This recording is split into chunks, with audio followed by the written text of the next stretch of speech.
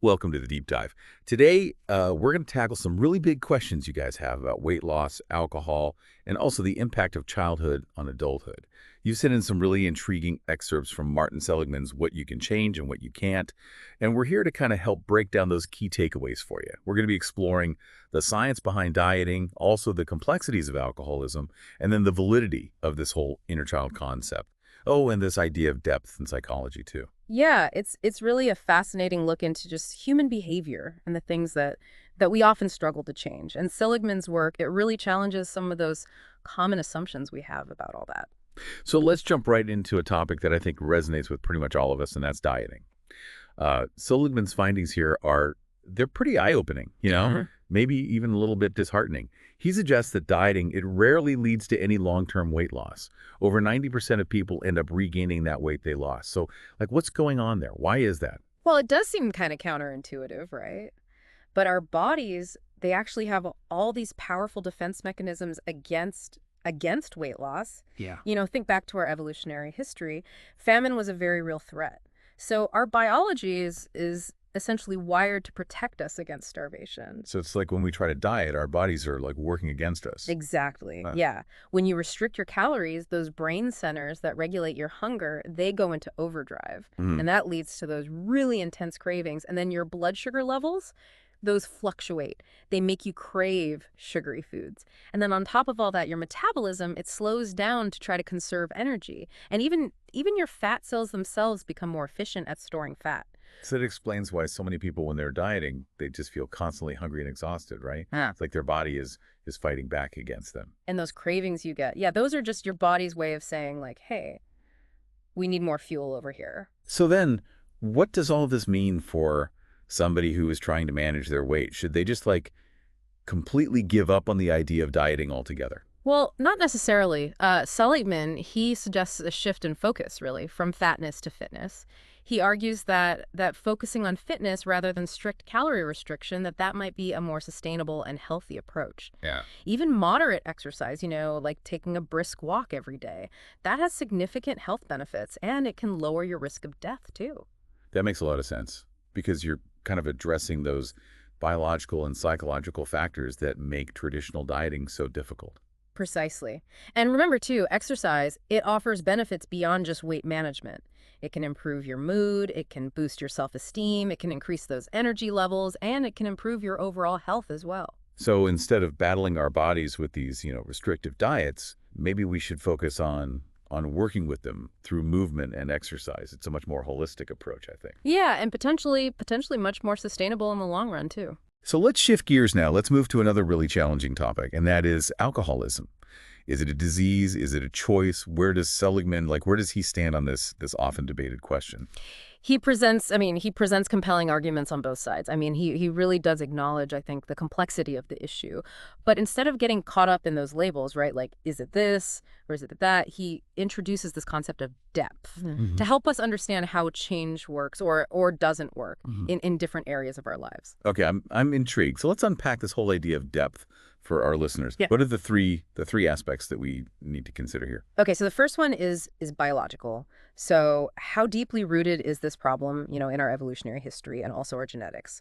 The second aspect is evidentiary. So how easy is it to actually disprove the problem or even the beliefs that are surrounding it? And then the third aspect is power. How much control does the problem have over your life, your thoughts and even your behaviors? So when we take these three aspects, we apply them to something like alcoholism. How does it measure up? Alcoholism scores really high on all three of those. There's a moderate heritability factor, so meaning there's a genetic component to that predisposition for alcoholism. So it's not just a simple matter of willpower then. Right. And then also because alcohol is, it's so ingrained in our culture, it can be challenging to try to debunk beliefs about its perceived benefits too. And then there's that power aspect. Yeah. I remember Seligman highlighting how alcoholism can actually damage willpower and erode social support systems, making recovery even harder. Yeah, that's a crucial point. Alcohol can kind of hijack your brain's reward pathways, Yeah. making you crave it more and more. And as the drinking increases, relationships, they often suffer, Yeah. leading to isolation and further fueling that cycle. It becomes a really powerful force in somebody's life. So how does this concept of depth then inform how we approach treatment for alcoholism? What does Seligman, what does he suggest? Well, he examines various treatment options, but finds, kind of a mixed bag of results. For example, inpatient treatment, while helpful for some, it's only marginally more effective than no treatment at all. Psychotherapy alone doesn't seem to work. Aversion therapy lacks scientific support, and even AA, which is, undoubtedly beneficial for many, it has mixed results and no conclusive proof of effectiveness. So where does that leave somebody who's struggling with alcoholism? What's the takeaway here?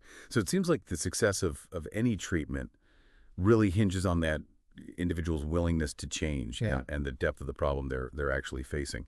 But let's move on to another topic, one that's gotten a lot of attention in recent years, and that's this whole idea of the inner child. Yeah. This idea that our childhood experiences, especially the negative ones, have a really powerful, lasting impact on our adult lives. So what's his take on all this? Yeah, so he's actually quite skeptical. He challenges those two central premises, whole inner child movement. So, that bad childhood events have this major impact on adulthood, and that reliving past traumas is necessary to resolve adult problems. I recall this a rather bold statement from the book where Seligman suggests that the concepts of toxic shame and guilt, these are inventions of the recovery movement, not inherent outcomes of abuse. He doesn't really shy away from controversy, does he? He certainly doesn't, and he supports his claims with research too. For instance, studies show that even a significant event like the death of a mother before the age of 11, it only has a small measurable impact on depression in adulthood, and that's only observed in females. Wow, that's really surprising. It really challenges that assumption that certain childhood events inevitably lead to specific outcomes in adulthood. Yeah. So what about other types of childhood events? The impact of other childhood events is often even less detectable. Interestingly, research actually suggests that genes, they play a far larger role in shaping our personalities than any specific events, even traumatic ones. So while childhood experiences undoubtedly, shape us, their influence might be less deterministic than some people believe. Is that what Seligman is suggesting? Exactly. Yeah. He's not saying that what happens in childhood doesn't matter at all, but he encourages us to consider that the influence of those early experiences, it's often overstated. We may have more agency in shaping our adult lives than we realize. It's a thought-provoking perspective. We've seen how our bodies, resist extreme dieting, how deeply ingrained alcoholism can become, and now we're seeing how the impact of our past might be less fixed than we thought. There seems to be like a theme emerging here, wouldn't you say? Absolutely. It all circles back to Seligman's central argument. We are not prisoners of our past. We have the power to change throughout our lives, but to do so effectively, we need to understand the nature of the problem we're trying to change. Which brings us to a question that I'm sure is on our listeners' minds right now, and that is, what can we change? Given all these factors we've discussed, biology, ingrained patterns, the influence of the past, what's really within our control? Well, Seligman, he encourages us to consider the depth of the problems or the habits that we want to change. Remember those three aspects we talked about earlier: biological, evidentiary, and power. Yeah, the biological roots, the evidence supporting or refuting that problem, and the degree of control it exerts over our lives. So the deeper the problem, the harder it is to change. That's the general idea. Yeah, he proposes this changeability spectrum, ranking problems from those that are relatively easy to change to those that are much more difficult. For example, panic disorder and specific phobias, those tend to be more surface level, and they respond really well to treatment. Because they're not as deeply rooted in our biology or our Yeah. belief systems. Exactly. But problems like depression, social phobia, and even certain aspects of our personalities, those are a bit deeper. Yeah. They require more effort to change, and the results, they might not be as dramatic or immediate. And then on the far end of the spectrum, we have things like like alcoholism and being overweight, problems that are often deeply ingrained in our biology, intertwined with Oh, our yeah. beliefs, and exert a really powerful influence over our behavior. Precisely. And these deeply rooted issues, they often require this multifaceted approach, Hmm. addressing the biological, psychological, and social factors that contribute to them.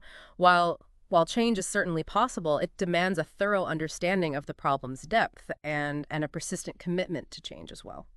So this concept of depth, it's a powerful tool, I think, for understanding not only what we can change, but how we might approach change more effectively. It prompts us to ask, what's the nature of this problem that I'm facing? How deeply rooted is it? And what strategies might be most helpful given its level of depth? It's about working smarter, not just harder. Recognizing that some problems require more effort, more patience, and perhaps even some professional guidance, and that can lead to a more realistic and ultimately more successful approach to change. It just seems like a more informed and empowered way to approach personal growth. So as we kind of wrap up this deep dive into Seligman's work, I'm curious, what stands out to you as the most impactful or perhaps surprising takeaway? Hmm. I think what strikes me is how Seligman really challenges us to rethink our assumptions about change. Hmm.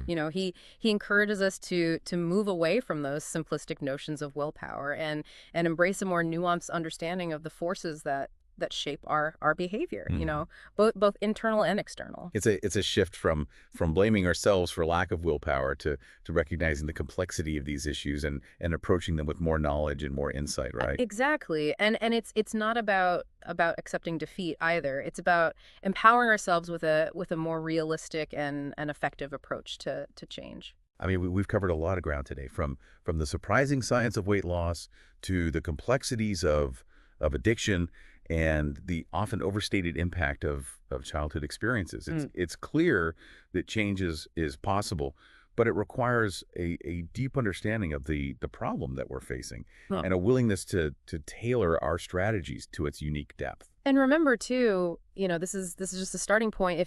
If you're intrigued by these ideas and you want to explore them further, I highly recommend checking out Seligman's book, What You Can Change and What You Can't. Yeah. It's full of practical strategies and thought-provoking concepts that we couldn't possibly cover in one deep dive. Yeah, Yeah. it's a book that really encourages us to become more active participants in our own lives, recognizing our capacity for change while understanding its complexities too. And we hope this deep dive is giving you a fresh perspective on some age-old challenges and perhaps even sparked a desire to explore these ideas further. It's been a pleasure diving deep with you today.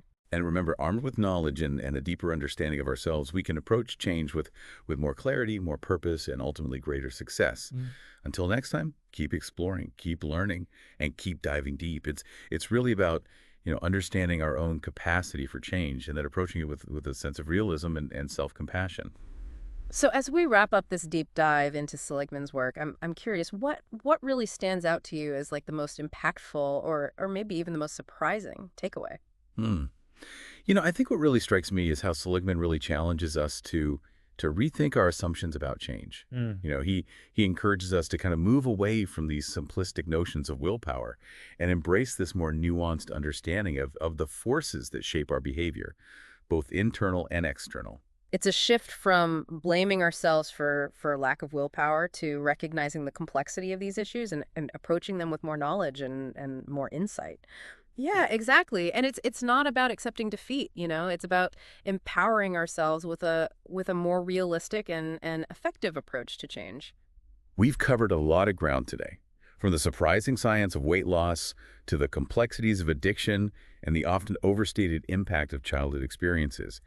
It's clear that change is possible, Mm. but it really requires a deep understanding of the problem we're facing and a willingness to tailor our strategies to its unique depth. And remember, this is just a starting point. If you're intrigued by these ideas and want to explore them further, I highly recommend checking out Seligman's book, What You Can Change and What You Can't.